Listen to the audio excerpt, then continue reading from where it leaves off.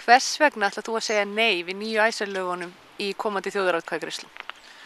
Ég tel að Icesave-málið sé í rauninni partur af þessari stóru kerfisvillu sem að hrundi hérna á haustmánuðum 2008, eins og allt innistæðutryggingakerfið er og þarf að endurskoða. Ég hef margar ástæður fyrir því að segja nei og þetta er eina af þessum ástæðum, stóru ástæðum. Önnur ástæða getur verið sú að það er ekki búið að koma höndum við þá sem að stofnuðu til þessara skulda. Það hefur ekki verið sýnt fram á að þeir hafi gerst brotlegir. Það hefur ekki heldur verið sýnt fram á það að ég beri einhver ábyrgð á þessu máli, persónulega. Og mun því segja nei og aftur nei. Ég sagði nei við fyrsta Icesave-samningnum, ég sagði nei við Icesave nr. 2 og ég mun segja nei við þeim öllum. Ég hef engu að tapa. Ég ætla að segja nei við Icesave-samningnum vegna þess að í fyrsta lagi þá ber okkur ekki lagaleg skylda til þess að greiða Icesave og ég tel að siðferðilega rangt að velta skuldum fjármálafyrirtækis, einkafyrirtækis yfir á almenning. Ég tel að skapa bara mjög alvarlegt fordæmi fyrir aðrar þjóðir og almenning annarra þjóða. Svo tel ég bara, ég tel ekki rétt að við, ef maður myndi segja, kaupum okkur frá vandanum vegna þess að ég myndi ekki ráðleggja barninu mínu það ef það væri hrellt á skólalóðinni af skólahrelli eða bulli að það ætti bara að borga viðkomandi 50 krónur ef að bulliinn vildi fá 1000 kall. Það er ekki rétta leiðin. Þannig að eins og ég segi, fyrst og fremst þá er það ekki lagastoð fyrir því. Við eigum að leita réttar okkar, við eigum að fara með þetta fyrir dómstóla. Þá getur verið að við þurfum að borga, við verðum að taka það áhættu, en við eigum að sýna kjark og við eigum að segja nei. Já, vegna þess að ég tel alveg fráleitt að það sé verið að velta skuldum einkafyrirtækis yfir á almenning í landinu. Þetta er ekki byrði sem almenningur á að bera. Ég tala nú ekki í svona tilfelli þar sem að Landsbankinn var sennilega rekið sem einhvers konar glæpa fyrirtæki og Björgúlsfeðgar eiga einfaldlega að borga þetta. Nú það fylgir þessu líka mikil áhætta, miðað við ekkert mjög ólíklegar forsendur þá getur þessi upphæð hæglega farið upp í 233 milljarða og það er allt of mikil áhætta og þjóðarbúið stendur alls ekki undir því. Þannig að það er best að bíða bara og leyfa þessu máli að hafa sinn gang. Bretar og hollendingar fá það út úr þrotabúinu sem að til verður og síðan verður samið það sem út af stendur þegar að því kemur. Að skuldum einkafyrirtækja sé velt yfir á almenning er rangt.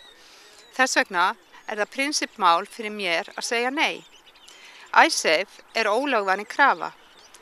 Hollendingar og Bretar þeir neytt okkur í samninga í krafti valdsins og ég óttast ekki dómstólaleiðina.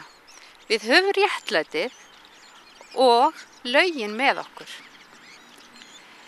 Það samræmist ekki skyldu okkar sem foreldra að samþykkja skuldir fjárglæframanna og láta svo börnin okkar borga. Við verðum að fara að velta því fyrir okkur. Hvers vegna að skuldir eða sjúkt fjármálakerfi eigi að vera á ábyrgð ríkisins. Fólkið og almenningur út í heimi horfir á okkur og vonar að við segjum nei. Fyrir utan að vera löglausar kröfur, hollendinga og Bretar, þá tel ég það að vera siðferðislega skyldu okkar að segja nei við þessum kröfum. Vegna þess að ef við segjum ekki nei, þá er hætt á því að við tökum þátt í því að viðhalda peningakerfi og bankakerfi sem hefur, að mínum að þau runnið sitt skeið og enda. Það er ekki tilviljun að síðasta bankahrun varð. Ég held að það hefði verið miklir innbyggðir veikleikar í kerfinu öllu, ekki bara hér á Íslandi, heldur allstaðar og alþjóðlega. Og þá veikleika þarf að koma til botns í og reformera, það þarf að lagfæra þá. Ef við gerum það ekki og höldum áfram eins og ekkert það er ískorist og reynum að telja fólki trú að innistæður þeirra séu tryggðar í bönkum sem geta ekki tryggt innistæður þeirra, þá er alveg víst að við lendum í öðru hruni og ekki bara spurningum hvort heldur bara spurningum hvenær.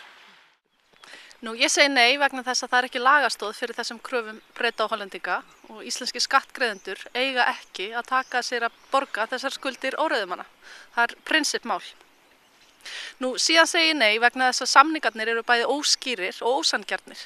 Það er mikil óvissa í þeim fólgin og ég tel einfaldlega að það sé minni óvissa í því að láta reyna á það hvað Bretar og Hollendingar muni gera þegar við segjum nei, hvort þeir fara með máli fyrir dómstóla eða ekki. Og ég tel að frjáls og fullvalda þjóð að ég ekki óttast að það sé verið að sækja á þá fyrir dómstólum.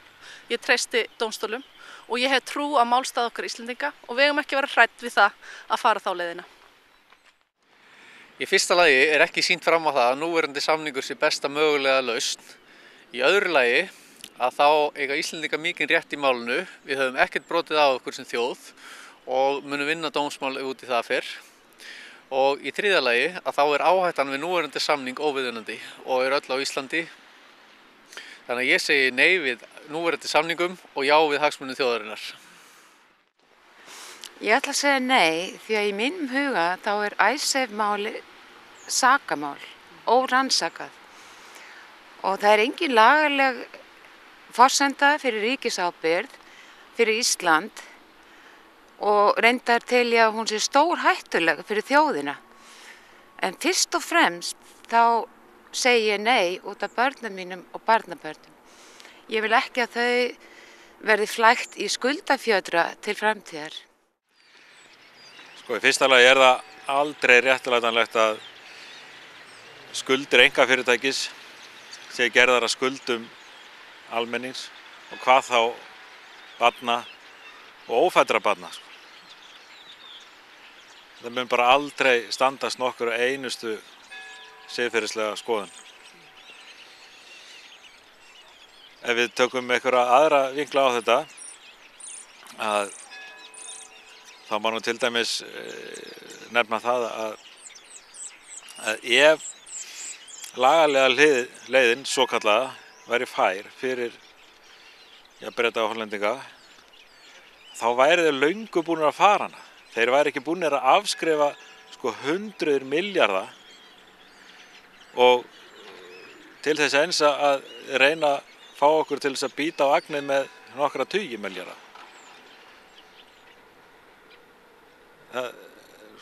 Það er ekki heil brú í þessu máli, hvorki hægri né vinstri.